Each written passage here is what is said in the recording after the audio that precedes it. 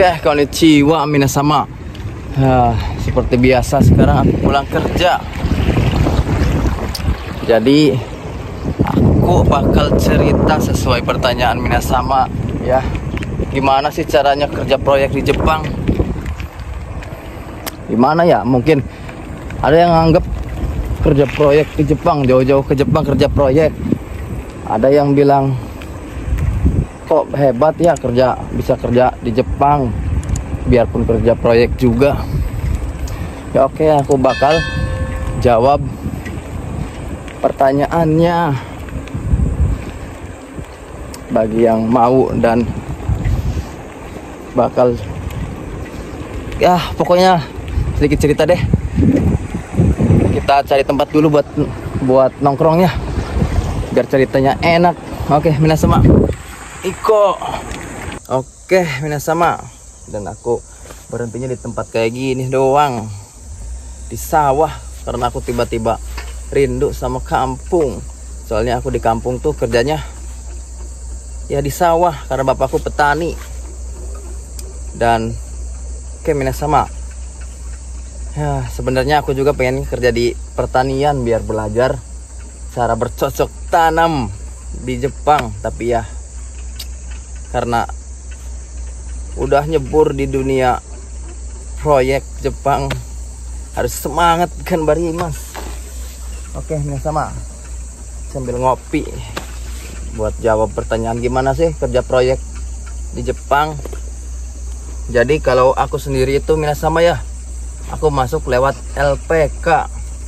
Dan aku masuk LPK tuh di tahun 2019. 6 bulan belajar, berhenti karena ada sesuatu. Nikah dulu aku tuh minasama. Minum kopi dulu minasama.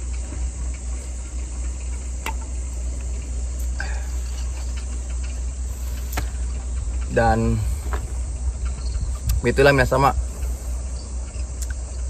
Kalau seandainya emang benar-benar kerja apa aja, terutama kerja proyek, itu gampang minasama. Gimana ya? Gampang-gampang susah sih. Karena satu, kita belajar bahasa. Terus karena LPK juga biasanya kan makin kesini makin banyak yang minat ke Jepang. Dan ketiga, karena rezeki juga minasama. Aku juga gak tahu 2019 2020 lah udah gak kepikiran kerja ke Jepang, malah kerja lagi di sini. Malah bisa kerja di sini. Di Indonesia susah nyari kerja, harus pakai orang dalam, apalagi yang status nikah. Kan itu ada memenya apa, persyaratan kerjaan di Indonesia, yang single lah, yang apalah, kadang ribet banget sih.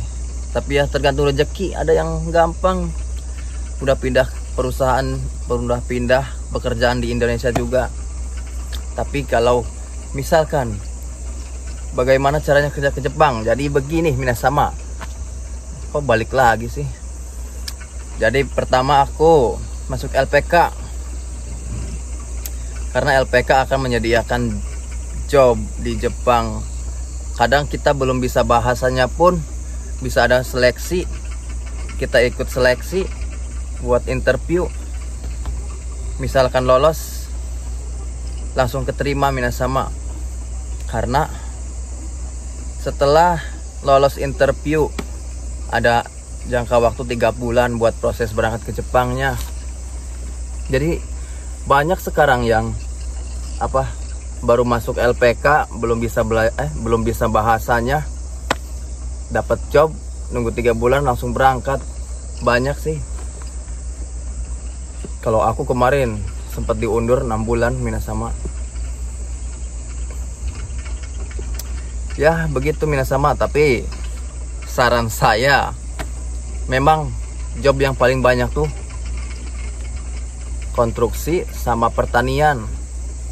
Jadi banyak banget minasama, melimpah. apalagi yang LPK-nya kekurangan kandidat atau siswanya sedikit, itu biasanya gampang banget minasama. Ada yang sampai lama, sampai tahunan dia belajar bahasa belum dapat job juga ada. Ya tergantung rezeki sama semangat kita juga sih minasama. Bahasa juga jadi nilai plus, jangan mentang-mentang lah yang kerjakan tenaga, bahasa mah gak penting. Ternyata penting juga minasama. Ya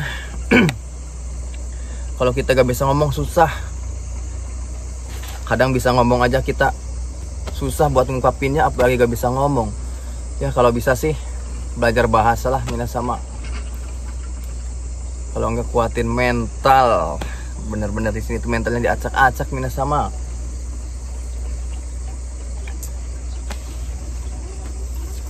Dan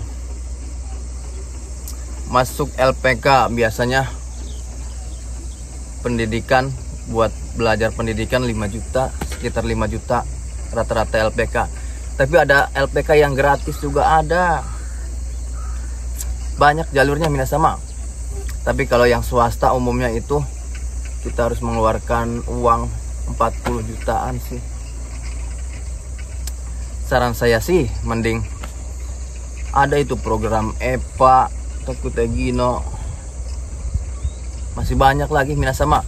Tapi kalau yang swasta yang umum yang biasanya cepet ya masuk LPK. Dan rata-rata banyak jobnya itu genba. Tapi ada yang pabrik, pokoknya adalah. Semua tergantung rezeki. Semua pasti ada enak gak enaknya minasama.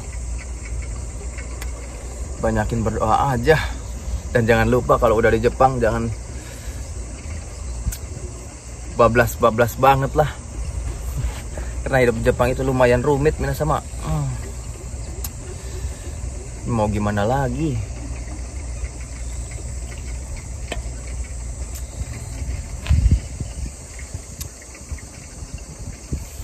Tapi lebih baik saran saya itu masuk Tokutegino minasama. Jangan terlalu buru-buru. Pengen cepet-cepet kerja di Jepang, cepet dapat job. Nanti udah di Jepang nyesel. Semua kembali kepada minasama ya. Karena nasib kita beda-beda. Yang penting niat. Gagal atau berhasilnya urusan belakangan. Karena berhasil atau gagal itu apa ya, abu-abu, masih gak jelas. Karena kita gak tahu sama masa depan.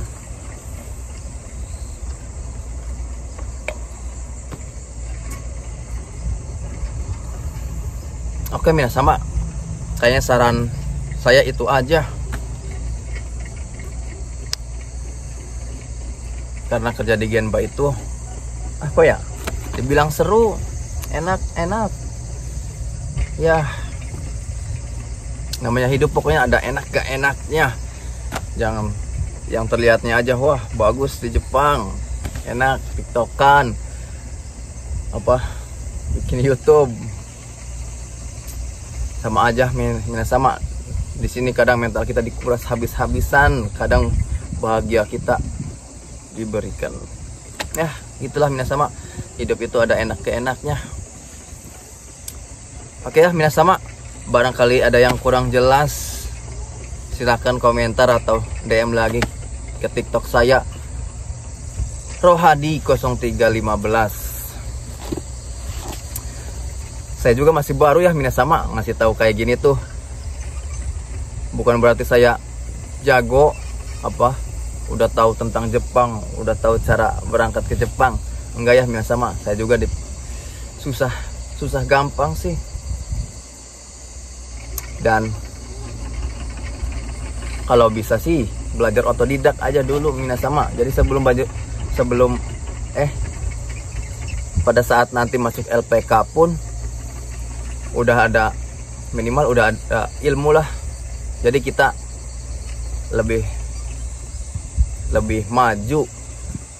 Tapi ya kalau bisa belajar otodidak lancar ya ambil jalur TG atau IMJapan, EPA itu lebih bahkan gratis, nggak terlalu banyak ngeluarin biaya. Dan jangan sampai tergiur sama wah gaji di Jepang puluhan juta tapi gak tahu potongannya berapa. Sama aja minasama, jangan dilihat gajinya.